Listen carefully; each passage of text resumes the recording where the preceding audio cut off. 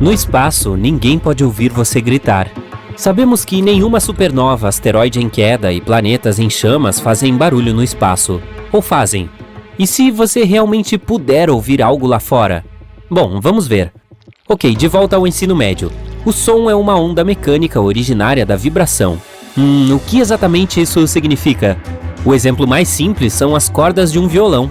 Vamos puxar uma delas. Começa a vibrar. Os átomos dentro da corda de metal começam a empurrar e bater nos átomos do ar ao redor. Então, agora os átomos estão constantemente empurrando um ao outro, até chegarem aos nossos ouvidos. É como uma onda de uma pedra jogada em uma lagoa. E isso acontece muito rapidamente, a uma velocidade de cerca de 343 metros por segundo. Então, os nossos tímpanos começam a vibrar na mesma frequência. E pequenos ossos dentro de nossos ouvidos transmitem essa vibração para o cérebro. O cérebro, então, faz sua mágica, reconhece o padrão e os transforma em sons. Ótimo! Agora sabemos que precisamos de algumas partículas para criar som. E podemos encontrar essas partículas em gases, líquidos e substâncias sólidas. E quanto ao espaço? Não, é um vácuo quase perfeito. E você provavelmente já ouviu falar que não há som no espaço porque é um vácuo. Mas o que isso realmente significa? Um vácuo é um vazio perfeito. É uma área completamente desprovida de matéria. Isso significa que não há nada lá. Sim, apesar de todos esses corpos celestes no espaço, na verdade não há ar entre eles, átomos ou partículas. Nada. Bom, quase. Para ser honesto, o vácuo perfeito realmente não existe. Não podemos nos livrar dos átomos de fato, mas o espaço está muito próximo dessa noção. Em média, existem de 1 a 5 átomos por centímetro cúbico. Isso pode soar como um número grande, mas tenha em mente que os átomos são minúsculos e a distância vazia entre eles é enorme. Para efeito de comparação, 1 centímetro cúbico de ar contém cerca de 16 mil átomos. Então, é claro, com uma densidade tão baixa, esses átomos não conseguem se empurrar. Mesmo que a vibração seja muito forte, como, digamos, uma supernova, eles ainda não serão capazes de fazer isso. Ah não, os filmes mentiram para nós. Todas aquelas cenas espaciais épicas realmente acontecem em um silêncio estranho. Quem teria adivinhado? Mas não fique chateado. E se eu te disser que existem de fato algumas maneiras de ouvir som no espaço? Primeiramente, ainda há som em outros planetas. Se houver uma atmosfera em um corpo espacial, ou pelo menos algo como gás, água ou superfície sólida, haverá som. No nosso caso, a atmosfera fica completamente silenciosa a cerca de 97 km acima da superfície da Terra. É aí que o céu deixa de ser azul e surge um véu estrelado preto. De qualquer forma, teríamos que pousar em outro planeta, ou pelo menos nos aproximar de sua atmosfera para ouvir alguma coisa. Mas seja o que for, soaria muito diferente. Vamos tomar Vênus como exemplo. A atmosfera lá é muito densa. Os cientistas, brincando, a chamam de sopa química grossa. Então, se você de alguma forma conseguisse permanecer vivo e falar lá, sua voz seria muito diferente. Ela se tornaria muito mais alta e soaria mais profunda. Assim, se quiser ser um bom barítono, você já sabe aonde ir. Eu me pergunto o que aconteceria se a Terra tivesse uma atmosfera mais densa. O que ouviríamos?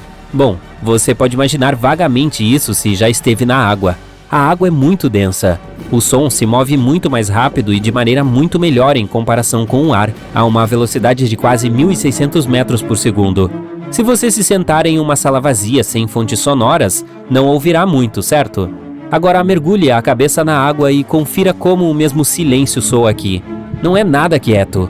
Mesmo que você ignore os sons sempre presentes da própria água, notará imediatamente o quão bem você pode ouvir seu próprio corpo, como o seu sangue pulsa nas veias, como o coração bate, o menor movimento dos seus dedos. Meio assustador, não é? Isso nos dá uma ideia do que aconteceria conosco em um planeta com uma atmosfera mais densa. E isso é muito louco. Ouviríamos tudo.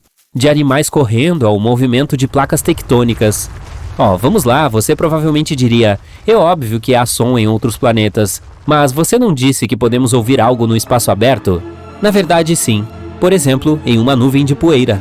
Você pode encontrar poeira espacial em quase todos os lugares do espaço. Podem ser os restos de uma estrela ou outra coisa, e nesses lugares tudo é um pouco mais denso do que o normal.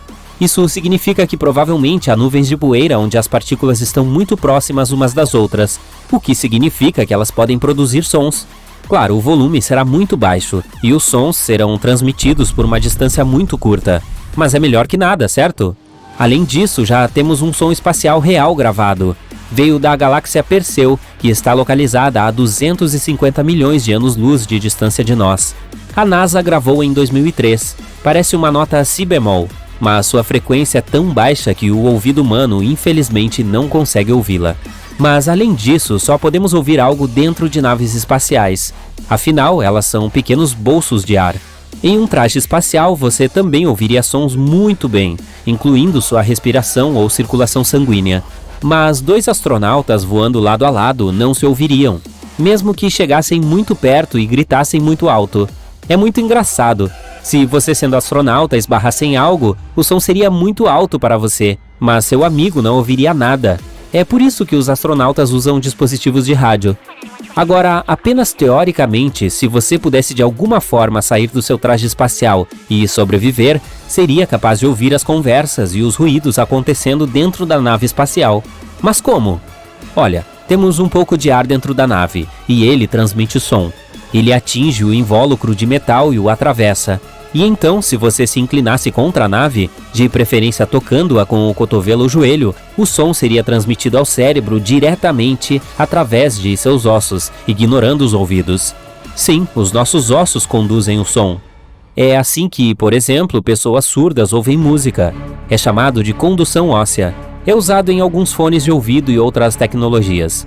Você pode fazer um pequeno experimento. Segure os dedos sobre as orelhas. Feche-as bem para que você realmente não escute muito. Em seguida, tente tocar em uma fonte sonora. Pode ser qualquer coisa vibrando, por exemplo, um alto-falante tocando música, com alguma parte do seu corpo onde o osso esteja perto da pele. Agora veja um milagre acontecer. Você pode ouvir o som não através dos seus ouvidos, mas diretamente no seu cérebro. Mas, por favor, não repita este experimento no espaço sideral. Bem, você provavelmente já ouviu falar de coisas como os sons do espaço, onde você pode ouvir, por exemplo, os sons feitos pelo Sol ou planetas diferentes. Como eles foram gravados? Facilmente. Esta é outra maneira de ouvir som no espaço, ondas eletromagnéticas. Em outras palavras, um rádio. O rádio é a mesma forma de radiação eletromagnética que a luz. Essas ondas podem viajar no vácuo sem problemas. Os transmissores dos astronautas funcionam assim. Um astronauta diz algo a um amigo. As ondas sonoras se transformam em ondas de rádio, atingem a outra pessoa e são convertidas de volta em sons. E é assim que obtemos os chamados sons do espaço. Na verdade, nosso planeta é muito barulhento a esse respeito. Estamos enviando uma enorme quantidade de ondas de rádio para o universo. Todos os sinais de rádio que já ouvimos. É uma pena que eles viajem a apenas 110 anos-luz de distância de nós. Mas você sabe, acho que é bom não ouvirmos tudo o que acontece no espaço. Imagine se o som pudesse facilmente viajar pelo universo. Ouviríamos tudo, de erupções solares a supernovas próximas. Horrível, certo? Então talvez sejamos mesmo sortudos.